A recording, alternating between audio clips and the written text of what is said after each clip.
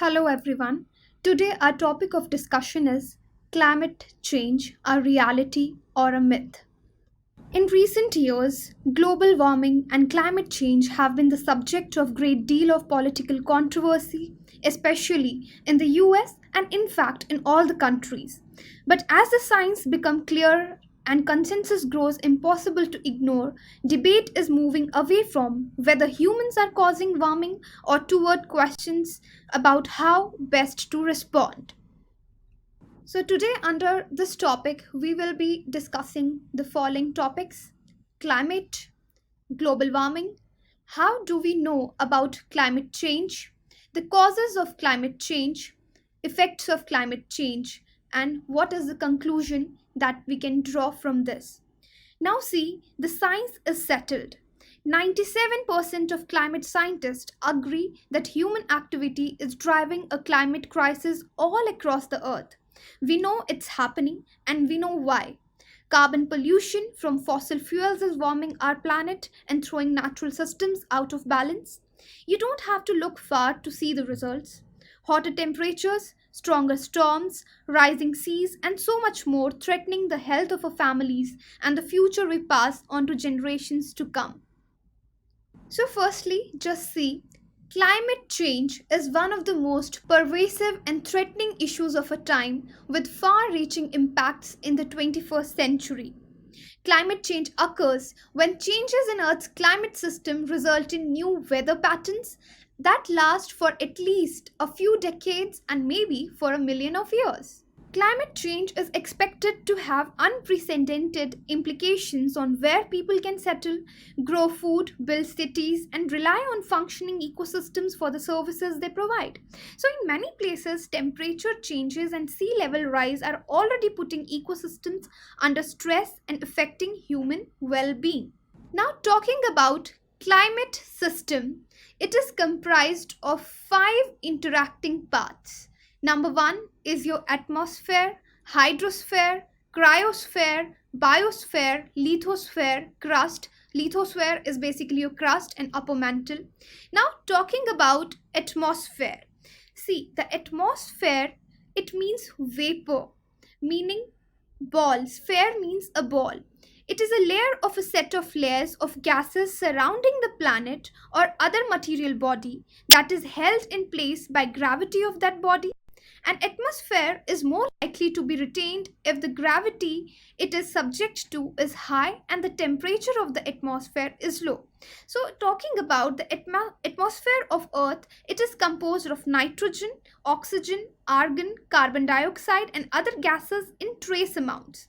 Oxygen is used by most organisms for respiration, nitrogen is fixed by bacteria, and lightning to produce ammonia used in construction of nucleotides and amino acids, and carbon dioxide is used by plants. Now coming to hydrosphere. The hydrosphere is a combined mass of water found on, under, and above the surface of a planet, minor planet, or natural satellite. Although Earth's hydrosphere has been around for longer than 4 billion years, it continues to change in size. This is caused by sea floor spreading and continental drift, which rearranges the land and ocean. Next is your cryosphere. The cryosphere is those portions of Earth's sphere where water is solid form. Water is present in solid form and including sea ice, lake ice, river ice, snow cover, glaciers, ice caps, ice sheets, and frozen ground. Thus, there is a wide overlap with the hydrosphere. The cryosphere is an integral part of global climate system with important linkages and feedbacks generated through its influence on surface energy and moisture fluxes, clouds, precipitation, hydrology. Through these feedback processes, the cryosphere plays a significant role in the global climate and in climate model response to global changes. The term deglaciation describes the retreat of cryospheric features. Cryology is the study of cryospheres. Next term used here is biosphere. Biosphere is the worldwide sum of all ecosystems. It can also be termed the zone of life on Earth, a closed system apart from solar and cosmic radiation and heat from the interior of the Earth, and largely it is self regulating.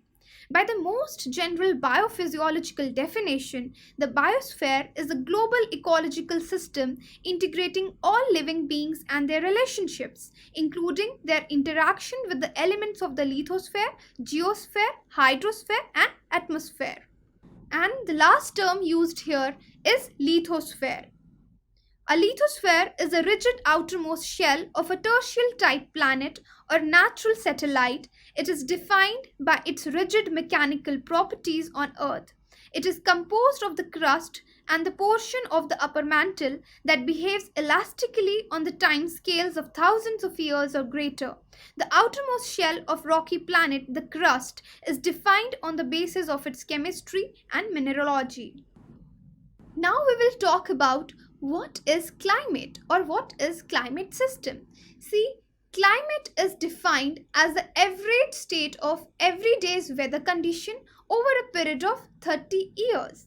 It is measured by assessing the patterns of variation in temperature, humidity, atmospheric pressure, wind, precipitation, atmospheric particle count, and other meteorological variables in a given region over long periods of time.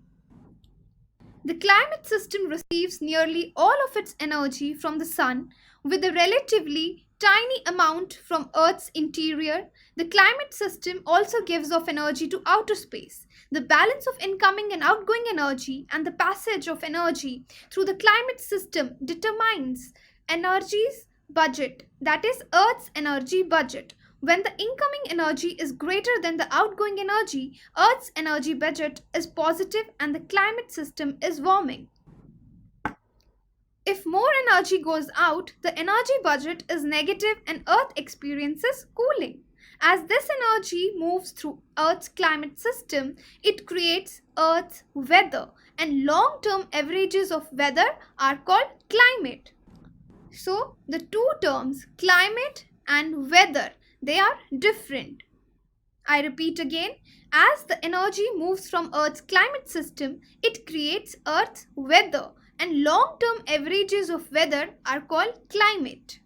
So here you can see climate differs from weather in that weather only describes the short-term conditions of these variables in a given region.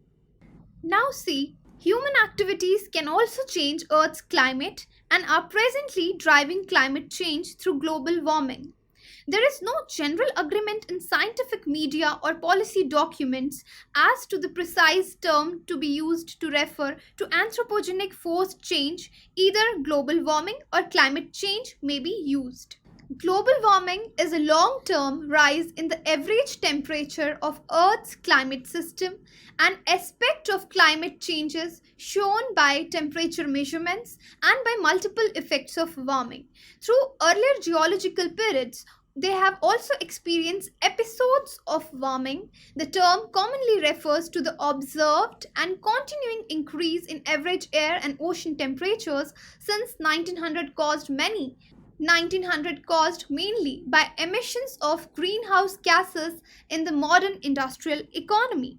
So the field of climatology incorporates many disparate fields of research. For ancient periods of climate change, researchers rely on evidence preserved in climate proxies such as ice cores, ancient tree rings, geological records of changes in sea level, and glacial geology. The term climate change is often used to refer specifically to anthropogenic climate change, also known as global warming. Anthropogenic climate change is caused by human activity as opposed to changes in climate that may have resulted as part of Earth's natural processes. In this sense, especially in the context of environmental policy, the term climate change has become synonymous with anthropogenic global warming.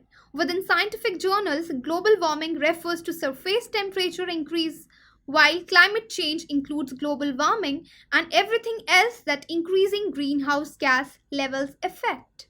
So finally, the curious minds are asking us, how do we know that climate change is taking place? So here you can see Intergovernmental Panel on Climate Change, what they have said, scientific evidence for warming of the climate system is unequivocal. Climate change was incorporated in the title of Intergovernmental Panel on Climate Change IPCC and the UN Framework Convention on Climate Change. Climate change is now used as both a technical description of the process as well as noun used to describe the problem. The problem, that is climate change. The Earth's climate has changed throughout history. Just in the last 650,000 years, there have been 7 cycles of glacial advance and retreat, with the abrupt end of the last ice age about 7,000 years ago, marking the beginning of the modern climate era and of human civilization. Most of these climate changes are attributed to very small variation in Earth's orbit that change the amount of solar energy our planet receives. So the current warming trend is of particular significance because most of it is extremely likely to be the result of human activity since the mid-20th century and the proceeding at a rate that is unprecedented over decades to millennia. Earth orbiting satellites and other technological advances have enabled scientists to see the big picture, collecting many different types of information about a planet and its climate on a global scale. This body of data collected over many years reveals the signals of a changing climate. So now we will see different climatic changes that are happening around us. So number 1 is your global temperature rise. The planet's average surface temperature has risen about 1.62 degrees Fahrenheit, that is 0.9 degrees Celsius since the late 19th century, a change driven largely by increased carbon dioxide and other human-made emissions into the atmosphere. Most of the warming occurred in the past 35 years, with the 5 warmest years on record taking place since 2010. Not only was 2016 the warmest year on the record, but 8 of the 12 months that make up the year from January through September with the exception of June were the warmest on record for those respective months. Next is your warming oceans. The oceans have absorbed much of the increased heat, with the top 700 meters, that is about 2300 feet of ocean showing warming of more than 0.4 degrees Fahrenheit since 1969. Next is shrinking ice sheets. The Greenland and Antarctic ice sheets have decreased in mass. Data from NASA's Gravity Recovery and Climate Experiment show Greenland lost an average of 286 billion tons of ice per year between 1993 and 2016, while Antarctica lost about 127 billion tons of ice per year during the same time period. The rate of Antarctica ice mass loss has tripled in the last decade. Next is glacial retreat. Glaciers are retreating almost everywhere around the world, including in the Alps, Himalayas, Andes, Rockies, Alaska, and Africa. Other effect that we can see is decreased snow cover. Satellite observations reveal that the amount of spring snow cover in the northern hemisphere has decreased over the past 5 decades and that the snow is melting earlier. Then, sea level rise. Global sea level rose about 8 inches in the last century. The rate in the last 2 decades, however, is nearly double that of the last century and is accelerating slightly every year. Declining Arctic sea ice. In the image also, you can see 2 pictures, one from 1984 on the left side and on the right side, a picture from 2016. Both the extent and thickness of Arctic sea ice has declined rapidly over the last several decades. Then there are many extreme events happening all over the globe. The number of record high temperatures events in the US has been increasing, while the number of record low temperatures events has been decreasing since 1950. The US has also witnessed increasing numbers of intense rainfall events. Then we can talk about ocean acidification. Since the beginning of Industrial Revolution, the acidity of surface ocean waters has increased by about 30%. This increase is a result of humans emitting more carbon dioxide in the atmosphere and hence more being absorbed into the oceans. The amount of carbon dioxide absorbed by the upper layer of the oceans is increasing by about 2 billion tons per year. Global climate change has already had observable effects on the environment. Glaciers have shrunk, ice on rivers and lakes is breaking up earlier, plant and animal ranges have shifted, and trees are flowering sooner. Till now, we were talking about that how do we know that climate change is taking place. But now we will discuss the causes of climate change. Scientists attribute the global warming trend observed since the mid-20th century to the human expansion of the greenhouse effect. Warming that results when the atmosphere traps heat radiating from Earth towards space. Now there are certain gases in the atmosphere which block heat from escaping. Long-lived gases that remain semi-permanently in the atmosphere and do not respond physically or chemically to the changes in temperature are described as forcing climate change. Gases such as water vapor, which respond physically or chemically to changes in temperature, are seen as feedback. You can see here water vapor, nitrous oxide, carbon dioxide, methane. Other than that, chlorofluorocarbons are also part of such gases. So firstly, we'll discuss quickly about water vapor. The most abundant greenhouse gas, but importantly, it acts as a feedback to the climate. Water vapor increases as the Earth's atmosphere warms, but so does the possibility of clouds and precipitation, making these some of the most important feedback mechanisms to the greenhouse effect. Next is carbon dioxide. A minor but very important component of atmosphere, carbon dioxide is released through natural processes such as respiration and volcano eruptions, and through human activities such as deforestation, land use changes, and burning fossil fuels. Humans have increased atmospheric carbon dioxide concentration by more than a third since the Industrial Revolution began. This is the most important long-lived forcing of climate change. Next is methane, a hydrocarbon gas produced both through natural sources and human activities, including the decomposition of waste in landfills, agriculture, and especially rice cultivation, as well as ruminant digestion and manure management associated with domestic livestock. On a molecule-for-molecule basis, methane is a far more active greenhouse gas than carbon dioxide, but also one which is much less abundant in the atmosphere. Then we'll talk about nitrous oxide, a powerful greenhouse gas produced by soil cultivation practices, especially the use of commercial and organic fertilizers, fossil fuel combustion, nitric acid production, and biomass burning. In the end, chlorofluorocarbons, synthetic compounds entirely of industrial origin used in a number of applications, but now largely regulated in production and released to the atmosphere by international agreement for their ability to contribute to destruction of the ozone layer. They are also greenhouse gases. Now we'll talk about the consequences. On Earth, human activities are changing the natural greenhouse. Over the last century, the burning of fossil fuels like coal and oil has increased the concentration of atmospheric carbon dioxide.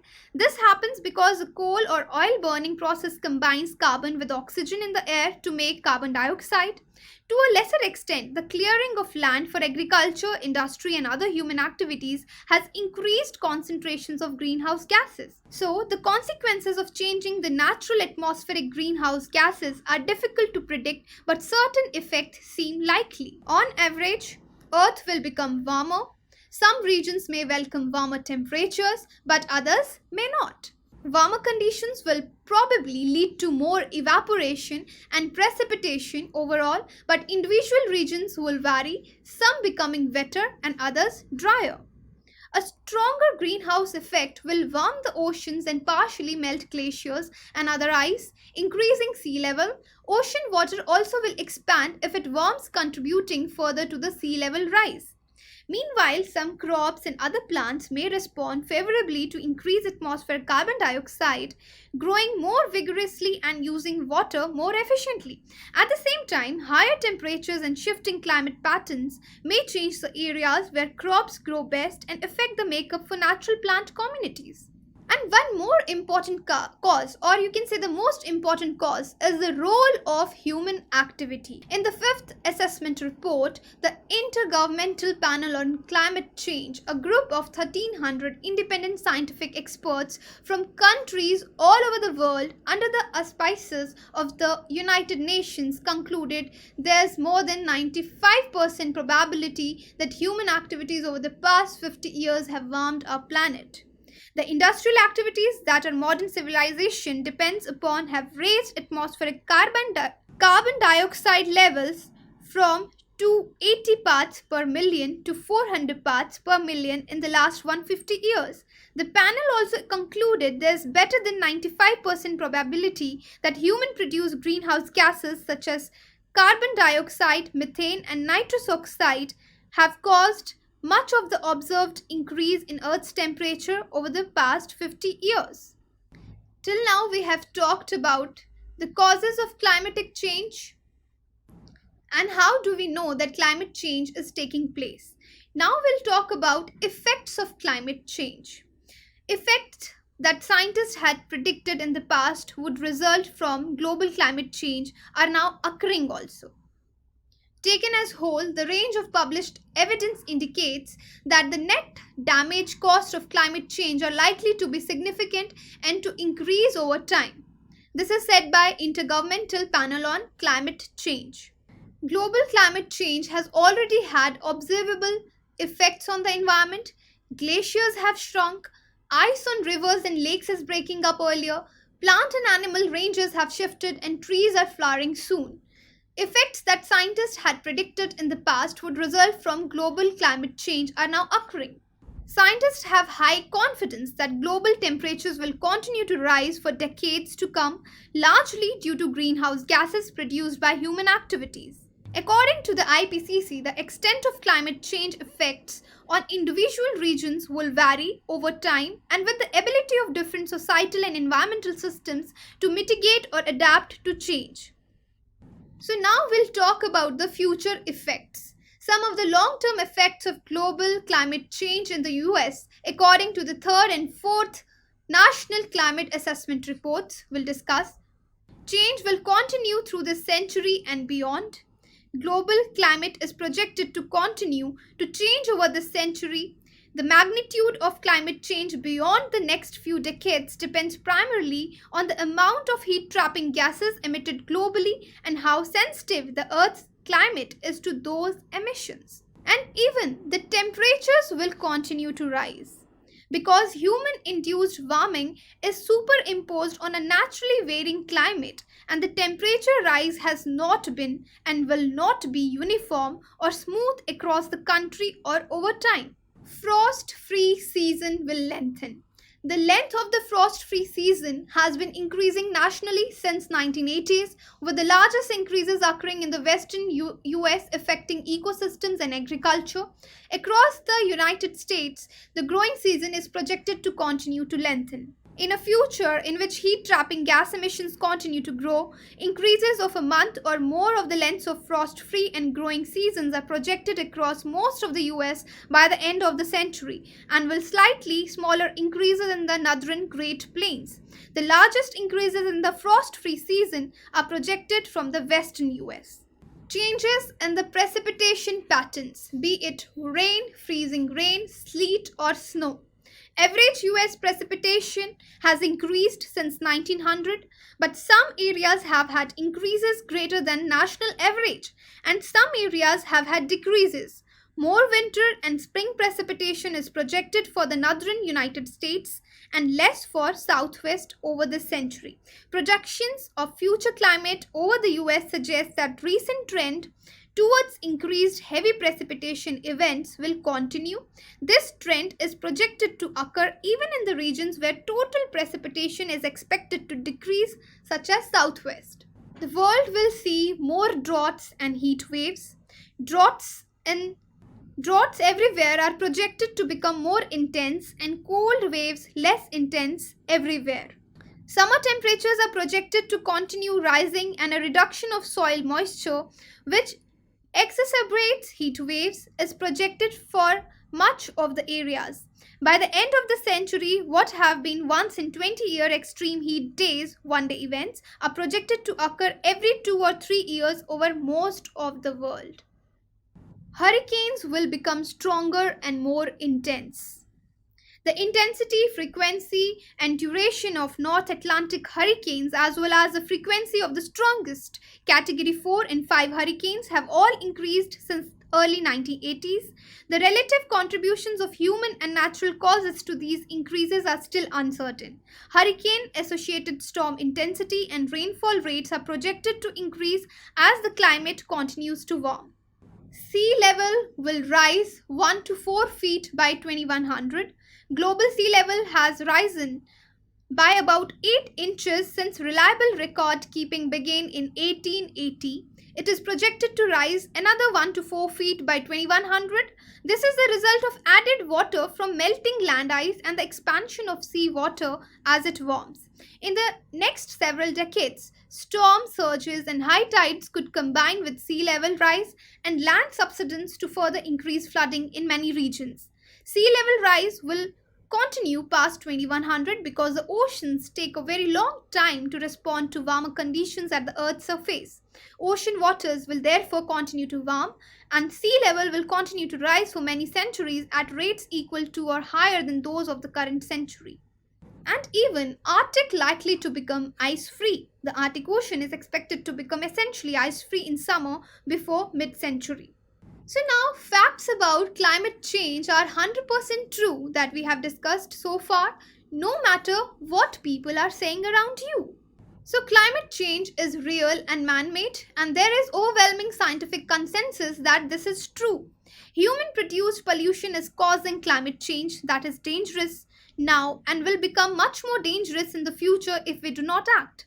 NASA, the National Academy of Sciences, and even major scientific organization recognizes this. Indeed, 97% of climatic scientists worldwide agree that climate change is real and driven by human activity. In the scientific world, that is consensus.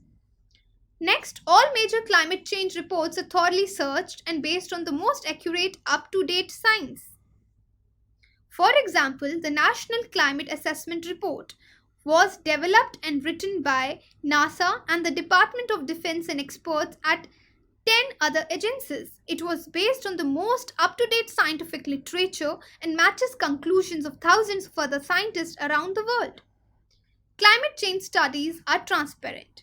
Climate change reports from major climate science institutions around the world are entirely based on thoroughly peer-reviewed scientific research, are further reviewed by external experts at various stages of development, and are often even publicly available in draft form and open to review by the general public.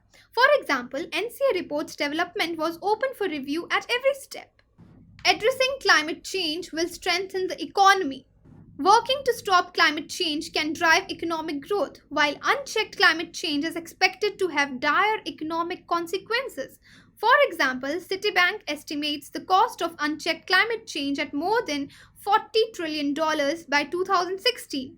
Meanwhile, more than 4 million Americans now work in wind, solar energy efficiency, and other clean energy jobs, far more than 160,000 who work in coal industry. And experts estimate that investing in revitalizing water infrastructure in US could generate 1.3 million more jobs. Climate scientists are underpaid or not paid at all for their work.